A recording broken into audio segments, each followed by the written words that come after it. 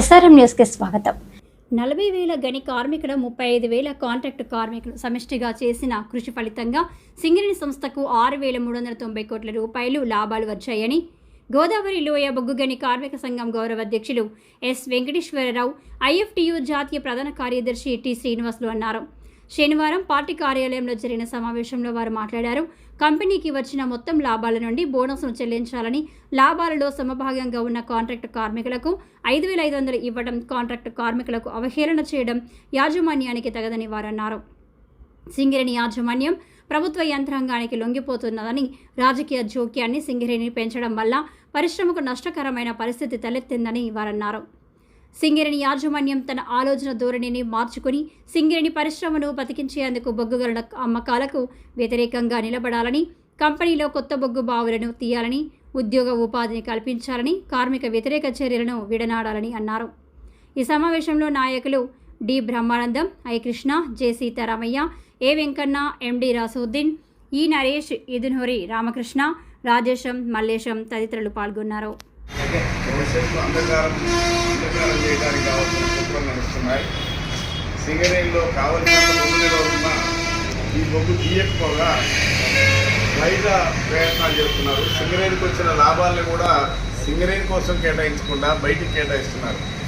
అది బంగారు గనుల పేరుతోటో, అది ఇంకెక్కడో సోలార్ ఈ ఎలక్ట్రిసిటీ పేరుతోటో ఇతర రాష్ట్రాలకు కేటాయించడానికి కుట్రలు నడుస్తూ ఉన్నాయి. ఇక్కడ బావులు కూడా మనం తయారు చేసినవి, మన ఎక్స్ప్లోరేషన్ తోటి తయారైన బొగ్గు కనుగొన్న తర్వాత ఈ 350-400 కిలోమీటర్ల దూరంలో ఉన్న బొగ్గు దాదాపు 22,000 మిలియన్ టన్నులు బొగ్గు నిల్వలు ఉన్నాయి. ఇప్పటిదాకా తీసింది 1600-1700 మిలియన్ టన్నులు మాత్రమే. అంటే 130 సంవత్సరాలు తీసుకున్న బొగ్గు కంటే కూడా ఇంకా కావాల్సినంత బొగ్గు ఇంత ఉండగా పైన ప్రైవేట్ కాంట్రాక్టర్కి అప్పచెప్పి అది కూడా బిడ్డింగ్లో తీసుకోమని చెప్పేసి ప్రభుత్వం ఆమోదించడం, AIBC, INTC కూడా దాన్ని బలపరచడం చాలా దుర్మార్గమైన విషయం. మన బొగ్గు మనమే తీసుకుంటాం, దీని మీద కేంద్ర ప్రభుత్వాన్ని ఒత్తిడి చేయాల్సిన అవసరం ఉంది. అట్లానే కార్మిక సమస్యలు అనేక కుప్పలు తెప్పలుగా ఉన్నాయి. అది మెడికల్ బోర్డులో కానీ, అది BRS సమస్యలో కానీ, మిగతా సమస్యలన్నింటిలో కూడా అనేక సమస్యలు ఉన్నాయి. డిపెండెంట్ పేరుతోటి లేదా బినామీ పేరుతోటి, ఆరోగ్యం పేరుతోటి నెలల తరబడి ఖాళీగా ఉంచి 5 నిమిషాలు ఫిట్ చేయటం.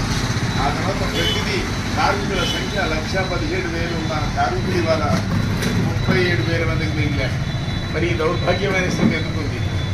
మైన్స్ 69 ఉన్న మైన్స్ ఇవాళ ఎన్ని ఉన్నాయి? 22 ఉన్నాయి. అందులో 15 ప్రొడక్షన్ లేని బాయిలే ఉన్నాయని చెప్తున్నారు వాళ్ళే. అంటే ఎటువంటి ప్రయాణం ఉంది? ఓపెన్ కాస్ట్ అన్ని కూడా ప్రైవేట్ పని చేశారు. మన ఓపెన్ కాస్ట్ లేని పరిస్థితి. మన కార్మికులు ఉన్నా కానీ 50 మంది 100 మంది లోపే మన వాళ్ళు ఉంటున్నారు.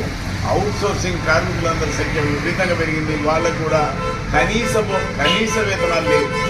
JBCCIలు అంగీకరించిన వేతనాలు కూడా ఇక్కడ ఎవరు జరపలేదు. పక్కనున్న చంద్రపూర్లో వచ్చిన జీతాలు కూడా ఇక్కడ ఇవ్వలేదు. కనీసం ఏం లేదు. బోనస్లో కూడా భిక్ష వేసినట్టు ఒక 500 రూపాయలు ఇచ్చారు. 5,500 అన్నారు. ఇది ఎక్కడి పద్ధతి? అసలు ఏం పద్ధతి అనే విషయాన్ని అడుగుతా ఉన్నాం. అది కూడా కంపెనీ డైరెక్ట్ ఇవ్వకుండా కాంట్రాక్టులో దయాదాక్షిణ్యం తిరిగి నెట్టబడుతుంది. ఇవన్నీ కూడా తప్పుడు పద్ధతులు యాజమాన్యం అనుసరిస్తుంది.